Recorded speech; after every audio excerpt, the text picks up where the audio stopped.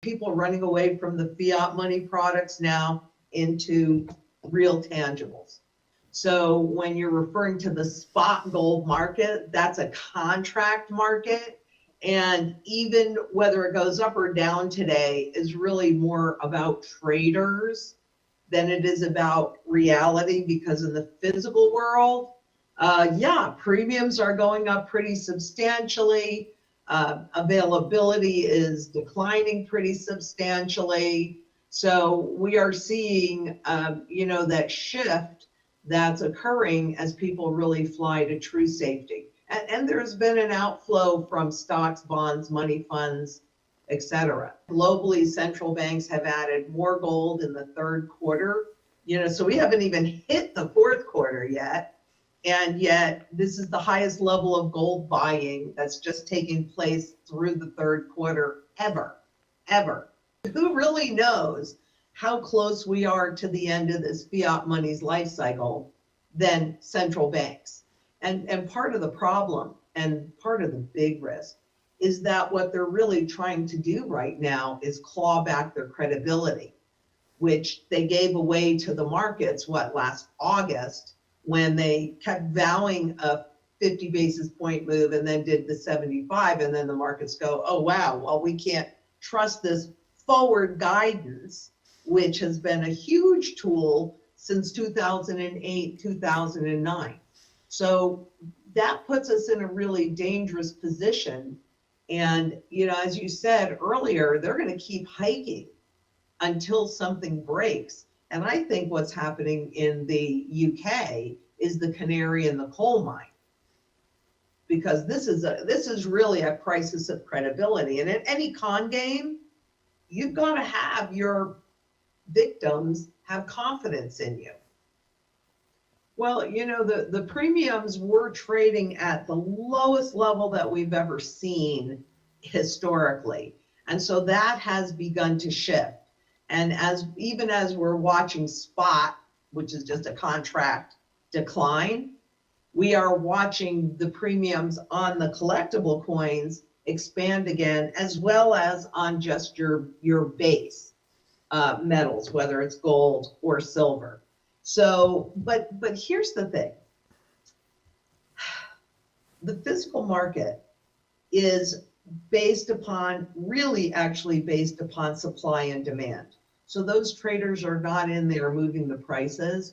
We're watching huge increases in bar and coin demand for individual investors.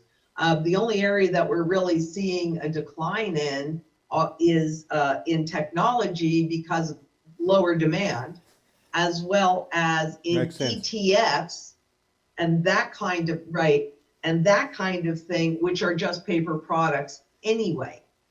China's looking like their premium on just regular gold is at all-time highs. So, and China's been accumulating, huge accumulator of gold. I mean, we really don't know how much gold they have. I would also say that I've been studying currency life cycles since 1987.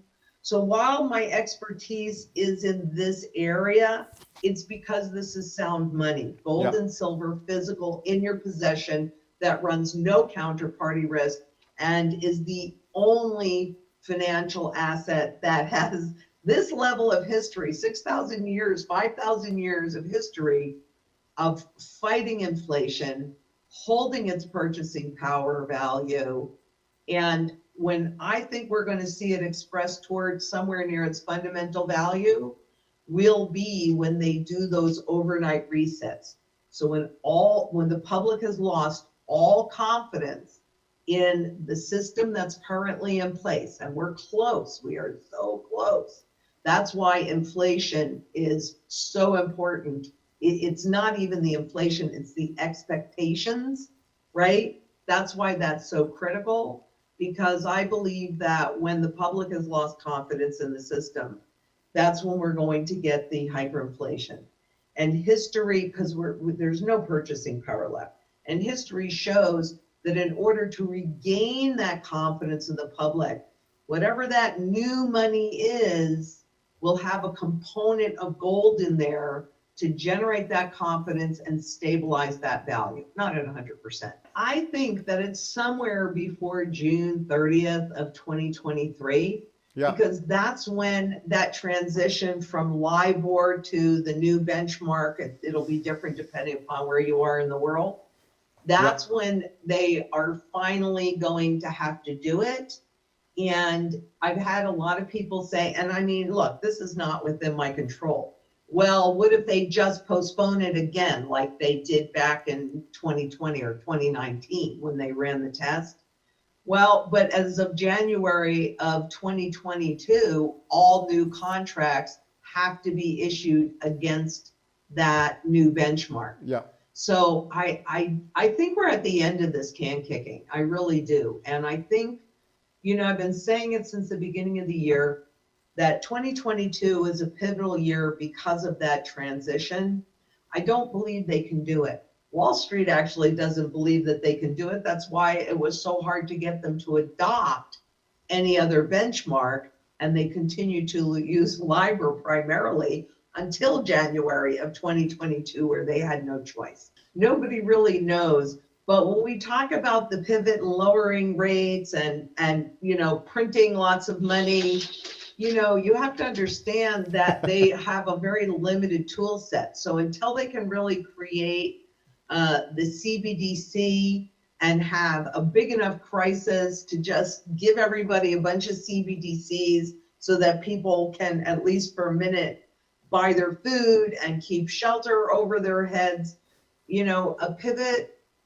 You know, I think there will be a big pivot. They will never admit that it's their fault, because they never admit that it's their fault, even though it is all their fault. Yeah. At this point, there isn't one doubt, having studied currencies and currency life cycles since 1987, there is absolutely and has been zero doubt in my mind that we are at the end of this currency's life cycle. Yeah. So when you talk about equities, when I convert equities, what do I convert them into?